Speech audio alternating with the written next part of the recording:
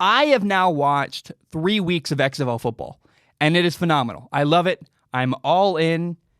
And the more I watch, the more I'm sold. It's just a phenomenal, phenomenal product. And I think a lot of people lack vision for what the XFL could eventually become. Here's the big if. It's the biggest test the XFL is going to run into. Can the league get to year 2? Can they get to their second year? And really, more importantly, will Vince McMahon, the owner of the XFL, will he stay committed to the league? Because after 3 weeks, I got to say, 3 weeks in, man, it's an excellent product. I love it so much. It's so much fun. I just enjoy watching it. And I truly believe a lot of people are missing out. I know there are people that don't watch this league, and I think they're missing out on a great product. It's phenomenal. And one of the weirdest criticisms I've seen of the XFL is media members saying that, the talent isn't good enough. And it's so weird to me that people can say, the talent is bad. Oh, but we're going to go watch a really crappy college football game. I don't get it. The XFL has better talent than 97% of college football games. And really, even then, if you go watch LSU Alabama, sure, there's 4 NFL players on the field, but the rest of the guys probably still couldn't play in the XFL. Nobody seems to understand the XFL is actually a higher level of competition than college football. Yet I see people in the media going, oh, the players in the XFL are bad. Well, you watch college football, and those guys are, quote, bad.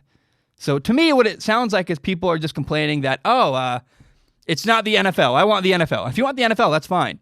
But own that. Don't make empty criticisms that are just weird to me. It doesn't make any sense. Also, by the way, the XFL has something that I love.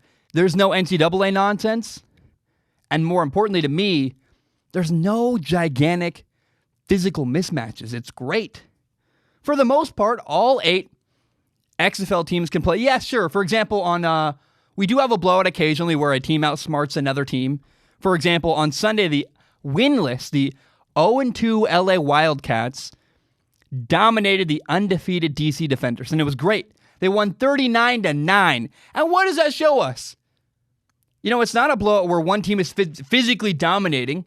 It's not Alabama versus New Mexico State. I hate that matchup. It drives me nuts. College football has that thing. Hey, Alabama is physically way better than New Mexico State. New Mexico State will never beat Alabama. But here we had an underdog, the LA Wildcats, surprising everybody, dominating the undefeated DC Defenders. They won 39-9. What does that show us? The XFL has parity. Anybody can beat anybody. I love that. That's phenomenal. I don't know. And again, if you want to say you prefer the NFL, go ahead, say that. But don't make empty claims about the talent pool. Again, if you watch college football, then you clearly like football with lesser talent. That's ridiculous. Now, honestly, I prefer the XFL to college football. I know that's very crazy and outside the box. I'm the only person probably that feels that way. But man, I can't be there's got to be other people out there that really enjoy the XFL product. I know I'm not alone. It's so well structured. It's so fun. The way they've organized this league is like they said, hey, screw all the extra noise. Screw all the stupid rules, this and that. Let's just let the guys play. And you can tell the XFL does not want to throw penalty flags. They don't want to do it. There was a little scrum in the St. Louis-New York game, and the refs just separated the guys. No flags were thrown. Little pushing and shoving, no big deal. Let's just carry on, continue the game. No big deal. Let's play ball. The refs never get in the way of football, and I love that. I miss that. And they're super transparent. There was a play that was getting reviewed, and we're like, hey, I don't understand why that happened. So the broadcasters literally interviewed the guy who made the decision live on the game. The guy who made the call said, hey, he gave himself up. It was in the Houston Roughnecks game where P.J. Walker dived forward. He gives himself up. And the official that made the call, hey, the reason why that's not a fumble and he doesn't need to be touched down is because he was giving himself up the same as if he'd slid.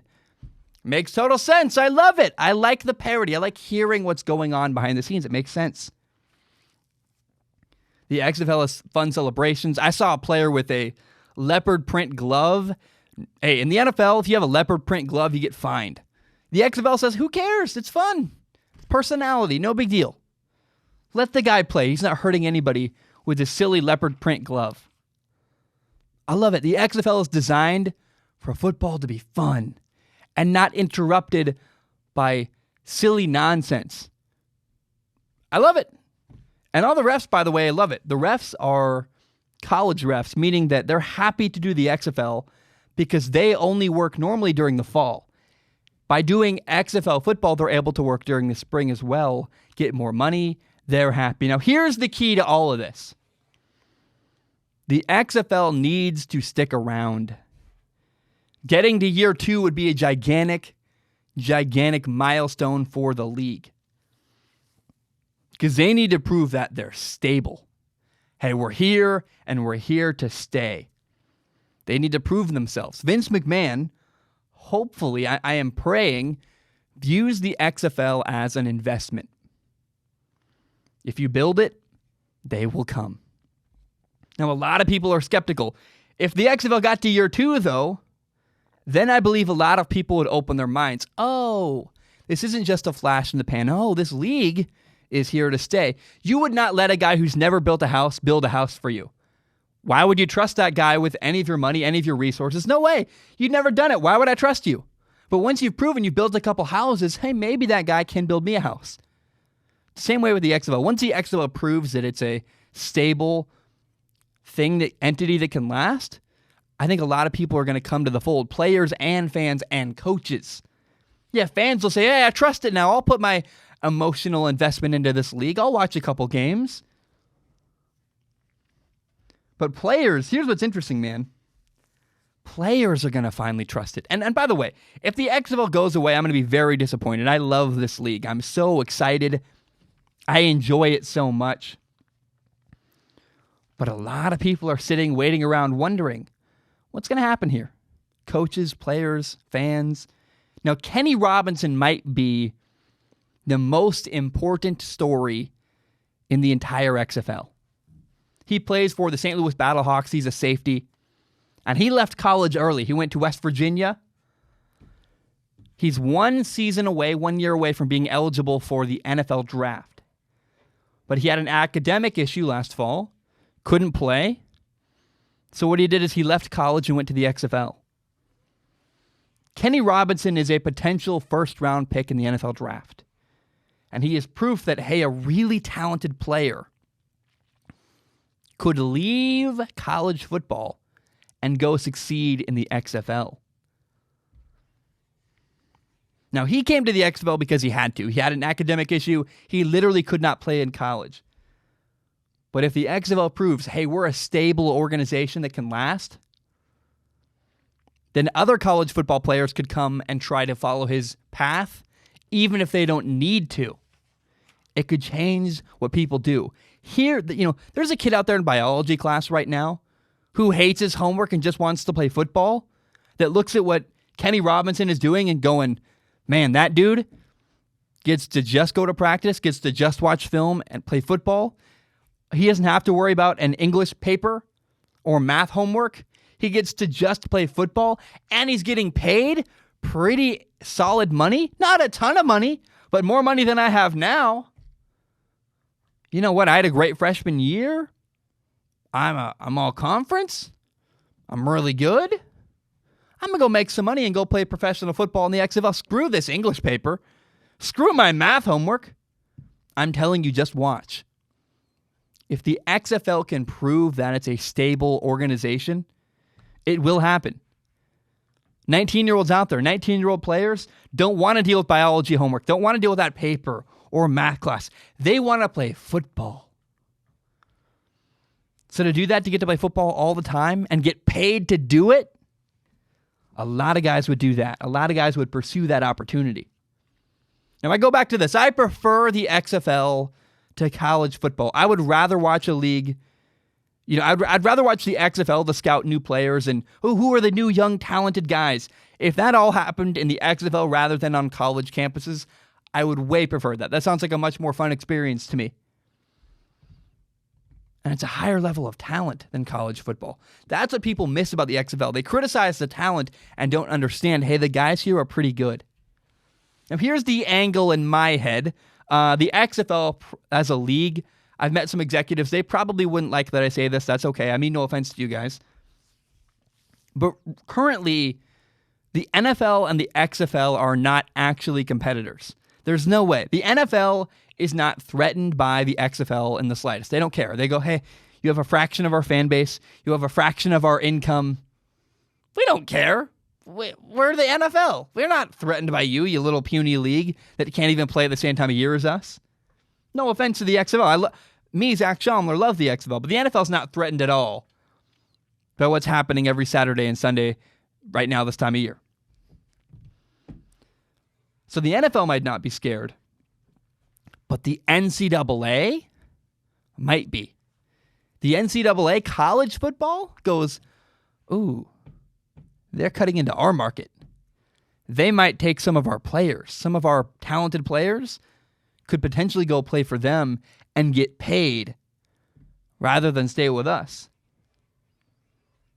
Now, regardless, whether that happens or not, I want to repeat this one thing. A lot of people are missing out. The XFL is really, really fun. Quality football is happening every weekend. And it's well put together. I love it. I love this league. The XFL is phenomenal. And if you haven't watched it, I recommend it. It's great. If you love football, the mantra, for the love of football, it's awesome. I was at the Seattle Dragons game, I was at the Seattle Dragons game last Saturday. And a player grabs a mic, yells to the crowd. Like the new thing is, hey, what's up, Seattle? How you doing? And he said, we're here because we all love football. That's why we do this. And I was like, man, that's honest. He could have said, we're here for the fans. We do this for the fans, but that'd be a lie. A football player doesn't care about the people watching the game. Not really, as long as they get paid. Or as long as they get whatever they need out of it, right? As long as their family's there or whatever. You don't care about random Joe Schmo in the stands. Not really. But what was honest about the XFL, and the whole point of the XFL, is the entire league is a celebration of the great game of football. That's it. At the heart of things, that is what makes the XFL so special.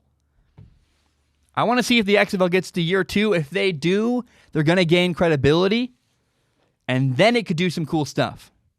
Could grow, could, build a fan base. We're 1 year in. This is part of, we're like 3 weeks into year 1, and it's an investment. I have no idea what's going on behind the scenes financially. I really don't. I would assume they're not making a ton of money. I don't know how it works. But if they're totally eating it, I would hope, even if that's the case, they stick with it, because there is a future here. Their product is great. And if they get to year 2 and prove, hey, we're stable, we have credibility, I think people will come. Players, coaches, fans, coaches that don't want to deal with academics, players that don't want to deal with biology class, and fans that go, hey, I'm ready to start investing in this, emotionally. Even I'll buy a jersey because, hey, it looks like you're going to last.